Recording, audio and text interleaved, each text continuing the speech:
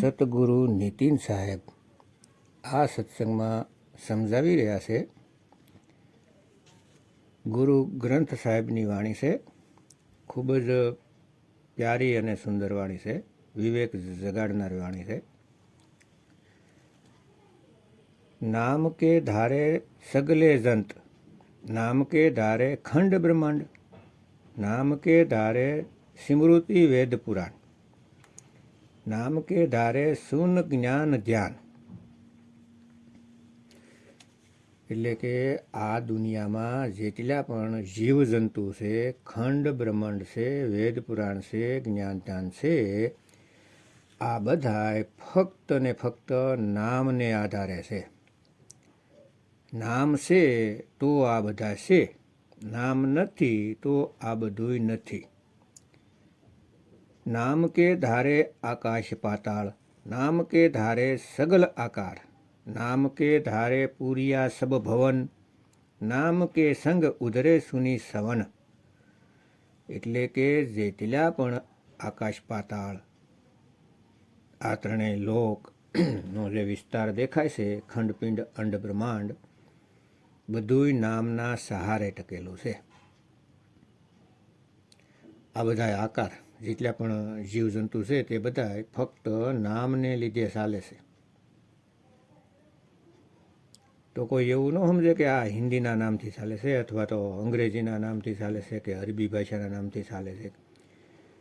કોઈ પણ ભાષાના નામની વાત નથી.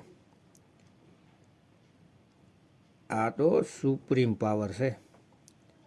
આ અખંડ નામ છે, અનંતની ધૂન છે, જેનું શ્રવણ કરીને જીવ મુક્ત થઈ જાય છે. તે અપાર છે, અનંત છે, અડોલ છે, અબોલ છે. તેને જાણો કે તે ક્યું નામ છે.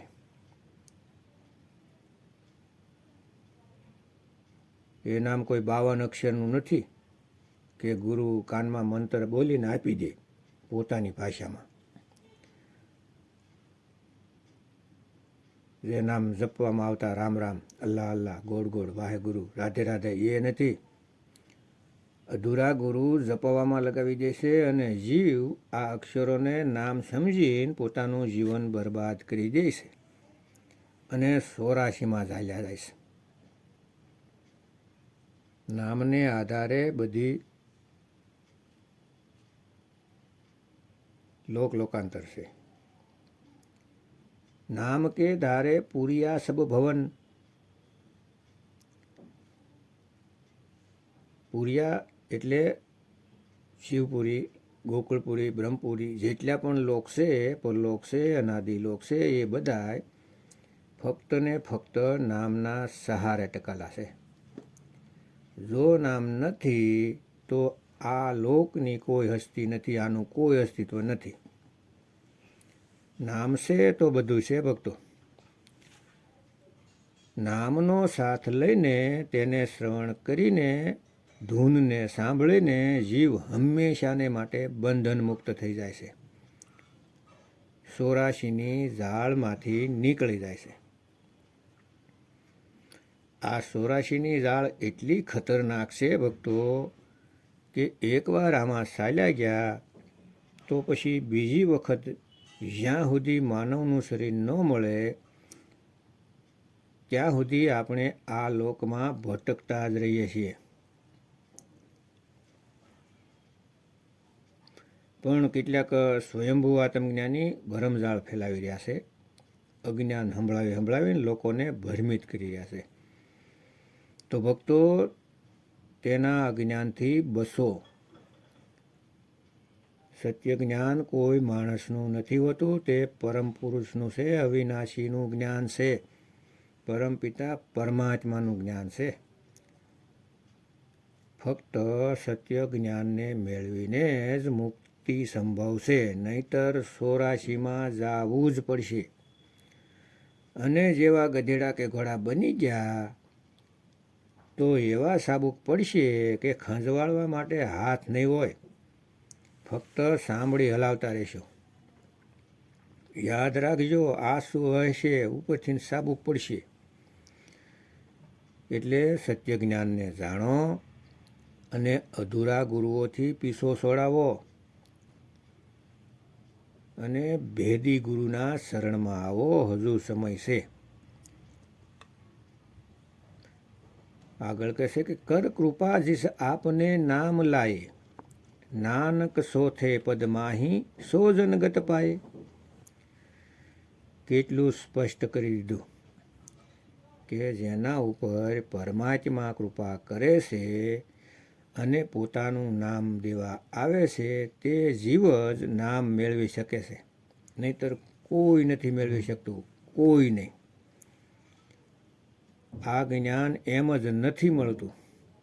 એ તો પરમાત્મા સ્વયં મનુષ્ય રૂપ ધારણ કરીને આ દુનિયામાં આવે છે જ્ઞાન સમજાવવા. અજ્ઞાનથી વાકેફ કરી જ્ઞાન દૂર કરે છે. અસલમાં વસ્તુ જ્ઞાન અજ્ઞાનથી પરે છે. જ્યાં પહોંચવું તે પરમ અવસ્થામાંથી સ્થિત થઈ જવું, આ જ્ઞાન અજ્ઞાનથી પરેની સ્થિતિ છે, જેને પ્રેક્ટિકલ કહેવાય છે. જ્ઞાનથી અજ્ઞાન તો નાશ થાય છે, પરંતુ પરમાત્મા જ્ઞાન અને અજ્ઞાન બંનેથી પરે છે. જેમ કે આજ સુધી આપણે જે સાંભળ્યું હતું તે બધું અજ્ઞાન હતું, પરંતુ નીતિન સાહેબના સત્સંગથી ભેદી ગુરુના સત્સંગ સાંભળીને જ્ઞાન મળ્યું અને અજ્ઞાનનો નાશ થયો. પરંતુ જ્ઞાન અને અજ્ઞાન બે આપણી પાસે આવી ગયું તો પણ આપણે મુક્ત નથી થઈ શકતા, કેમ કે હજી તે સ્થિતિને મેળવવાની બાકી છે, તે અવસ્થાને મેળવવાની બાકી છે. અને જો તે સ્થિતિ તે અવસ્થાને પ્રાપ્ત ન કરી શક્યા તો જ્ઞાન પણ બસાવી નહીં શકે, કેમ કે જ્ઞાન દ્વારા રસ્તાની ખબર પડી ગઈ, પણ એ રસ્તે આપણે ચાલશું નહીં તો નહીં પહોંચી શકીએ. એટલે કહેવાય છે કે સત અસત દોનો સે ન્યારા, જાનેગા કોઈ જાનનહારા. કહેવાનો મતલબ કે અસત્યની પણ ખબર પડી ગઈ અને સત્યની પણ ખબર પડી ગઈ સત્સંગ દ્વારા, પરંતુ તે સત્યને જ્યાં સુધી પ્રાપ્ત નહીં કરો ત્યાં સુધી મુક્તિ નહીં થઈ શકો, મુક્તિ નહીં મળે. સાહેબે સ્પષ્ટ કહી દીધું, કર કૃપા જીસ આપને નામ લાયે,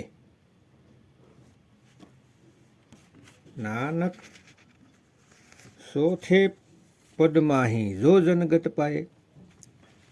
તો ચોથું પદ શું છે?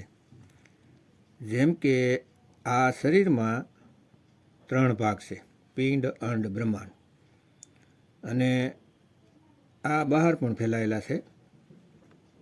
આ 3 અવસ્થા શરીરની અંદરે છે અને બહારે છે. જો પિંડે સોઈ બ્રહ્માંડે, જીન ખોજા તીન પાયા. પણ આનાથી જે પરે છે તે આત્મ અવસ્થા છે. આ 3થી પરે શુદ્ધ ચૈતન્ય આત્મ અવસ્થા છે, તેને ચોથું પદ કહેવાય છે. જ્યારે ચોથા પદ પર સુરતી આવે છે ત્યારે 3 અવસ્થાને છોડીને મૂળ અવસ્થાને મેળવે છે. ત્યાં પહોંચીને તેનું આવવું જાવું ખતમ થઈ જાય છે. આગળ કહેશે કે રૂપ સતી ઝાકા સત અસ્થાન, તે અસલી નામનું રૂપ પણ સત્ય છે અને સ્થાન પણ સત્ય છે. તે સતનામ છે જેનું સત્ય રૂપ છે, નિજ ધૂન છે, તે સત્ય સ્થાન છે. ત્યાં સુરતી હંમેશાને માટે સત્યમાં સમાઈ જાય છે. પુરુષ સત કેવલ પ્રધાન, જે અસલી પુરુષ છે તે બધાના માય બાપ સાર શબ્દ પરમપિતા પરમાત્મા જ સત્ય છે. કરતૂત સત, સત જાકી વાણી, સતપુરખ સબ માહી સમાણી. જેની બધી જ ક્રિયા સત્ય છે તેનો ક્યારેય નાશ નથી થતો. તે સત્ય પુરુષ બધામાં સમાયેલા છે. પરંતુ ભેદી ગુરુ ભેદ ન બતાવે ત્યાં સુધી તેનો ભેદ મળતો નથી.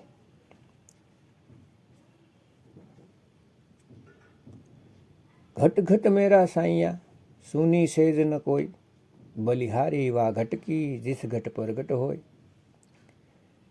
તે બધાયમાં સમાયેલા છે.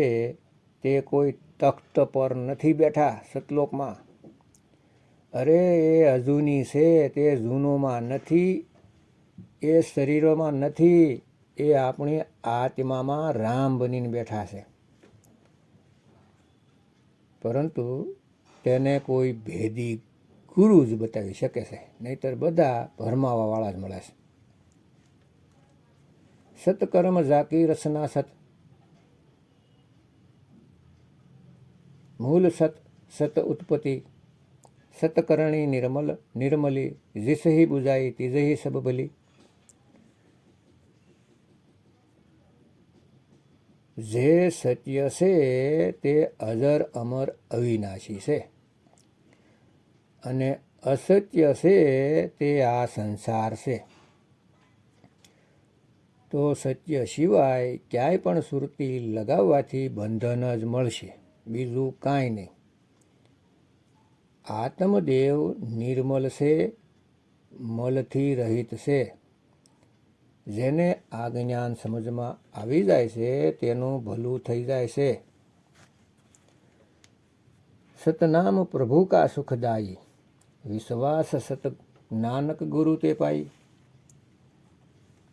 નાનક સાહેબે સ્પષ્ટ કરી દીધું કે સત્ય નામ કોઈ કાળ કે અક્ષર પુરુષનું નામ નથી. સત્ય નામ પ્રભુનું નામ છે, પરમાત્માનું નામ છે. અને તે સત્ય નામ જ સુખદાય છે, બીજું કોઈ નામ સુખદાય નથી.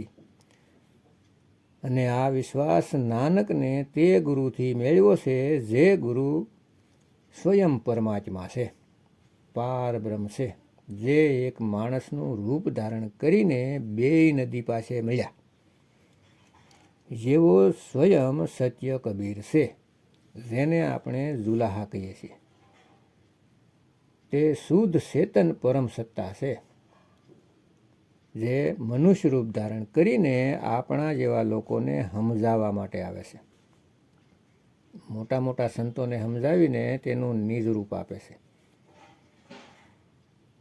મીરાબાઈ કિશનજીના પૂજારી હતા. કિશનજીની મૂર્તિ લઈને ગલીમાં ભજન ગાતા હતા. તેને પણ રવિદાસજી મહારાજ દ્વારા સત્યનું જ્ઞાન કરાવીને નિજ સ્વરૂપ સાથે જોડી દીધા, અને મૂર્તિ હંમેશા માટે છૂટી ગઈ. જે જડ વસ્તુ છે તે છૂટી જાય છે જ્યારે પરમાત્માનો સાથ મળી જાય, આત્મ સ્વરૂપનો સાથ મળી જાય છે. તો ભગવાન શ્રી કૃષ્ણજીએ ગીતામાં કહેલું છે, આત્મજ્ઞાનને મેળવી લીધા પછી તમને કોઈ તંત્ર મંત્ર સાધના નીતિ નિયમ પૂજા પાઠ વ્રત કરવાની જરૂર નથી રહેતી, કે હવન યજ્ઞ પણ કરવાની જરૂર રહેતી નથી. આત્મજ્ઞાનમાં પરિપૂર્ણ વ્યક્તિ સ્વયં જ પૂર્ણ થઈ જાય છે. તેને બીજા જીવનો સહારો લેવાની જરૂરત નથી પડતી. ગીતા અધ્યાય 3, 17 અને 18 શ્લોક. પરંતુ કોઈ સમજી નથી શકતું. તો ભક્તો વિવેક જગાવો અને સતગુરુ નીતિન સાહેબના સત્સંગ સાંભળો. યુટ્યુબ પર કહત કબીર સુનોભાઈ સાધો ચેનલમાં ક્રમવાઇઝ સાંભળો. 1 નંબરથી શરૂ કરીને 1, 2, 3, 4, 5 વધતા જાઓ. એક વખતમાં ના સમજમાં આવે તો વારંવાર સાંભળો અને પોતાનો વિવેક જગાવો. વિવેક જાગશે એટલે સ્વયં જ સત્ય અસત્યનો નિર્ણય કરતા થઈ જશો. અને આ મનુષ્ય જીવન જ એટલા માટે મળેલું છે કે આ જીવન દ્વારા જ આપણે 84માંથી બચી શકીએ છીએ, પરમધામને પ્રાપ્ત કરી શકીએ છીએ. પણ જો ભેદી ગુરુના શરણમાં જઈએ તો સતગુરુ નીતિન સાહેબના શરણમાં આવો, સત્સંગ સાંભળો, વિવેક જગાવો. જય ગુરુ નીતિન સાહેબ, જય ગુરુ વૈરાગપતિ સાહેબ, જય ગુરુ મદનપતિ સાહેબ, જય જય મુક્તિના દાતા કબીર સાહેબની જય.